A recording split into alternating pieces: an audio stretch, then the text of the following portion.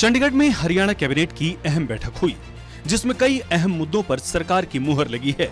बैठक के बाद सीएम नायब सैनी ने इसकी जानकारी देते हुए कहा कि हरियाणा आत्मनिर्भर टेक्सटाइल पॉलिसी 2022 को बढ़ाकर 18 दिसंबर 2026 तक किया गया है। कैपिटल इन्वेस्टमेंट सब्सिडी योजना के तहत कैप को हटा दिया गया है। टेक्सटाइल इंडस्ट्री को विकसित करने पर विशेष ध्यान दिया जा रहा है। अब तक 108 प्रोजेक्ट को मंजूरी दी गई है, जिसमें 1800 करोड़ का निवेश हुआ है और 10,000 से अधिक युवाओं को रोजगार मिला है। केवल 86 प्रोजेक्टों को ही मंजूरी दी जा सकती थी। अब ये कैप हटने से इसको ओपन कर दिया है, इसकी सीमा को हटा दिया है।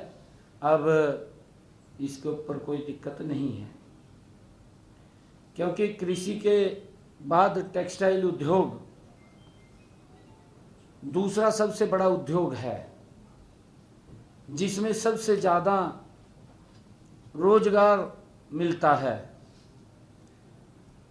हमने हरियाणा में पानीपत, गुरुग्राम, फरीदाबाद और सोनीपत में जो हमारे टेक्सटाइल इंडस्ट्री या कपड़ा उद्योग हैं को विकसित करने पर भी हम विशेष ध्यान दे रहे हैं। हरियाणा की यह कपड़ा नीति देश के यशस्वी प्रधानमंत्री आदरणीय नरेंद्र मोदी जी के 5F vision farm, fibre, factory, fashion और फॉरेन पर ये आधारित है।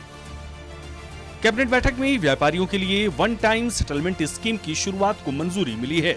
सीएम नायब सैनी ने कहा कि इससे छोटे करदाताओं को लाभ मिलेगा। 10 लाख रुपए तक के बकाया टैक्स पर 1 लाख रुपए की छूट मिलेगी। साथ ही नायब सैनी ने कहा कि अब सरकारी विभागों के तर्ज पर निकायों में ग्रुप ए, बी के बराबर सभी पद HPSC के माध्यम से भरे जाएंगे। हमारे छोटे करदाताओं को लाभ मिलेगा।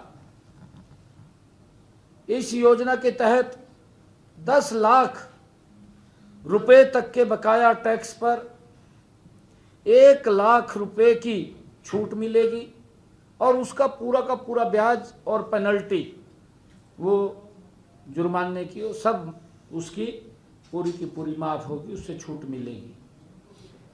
यह योजना जो लॉन्च हुई है, हमारे व्यापारी भाई इसका लाभ उठाएं। इसके लिए हमने 180 दिन का समय रखा है कि वो अप्लाई करें और उसका लाभ उठाएं, इसके साथ जुड़े। हमने जो निकायों में, नगर निकायों में A, B, C और D के तहत पदों का वर्गीकरण को भी आज इस मंत्रिमंडल में बैठक में हमने मंजूरी दी। कैबिनेट बैठक में किसानों के हित में भी सरकार की मुहर लगी है। अब दूध के सेस के भुगतान में देरी होने पर जुर्माने की राशि पर 12% की दर से साधारण ब्याज लगेगा। ब्यूरो रिपोर्ट, सूर्या समाचार।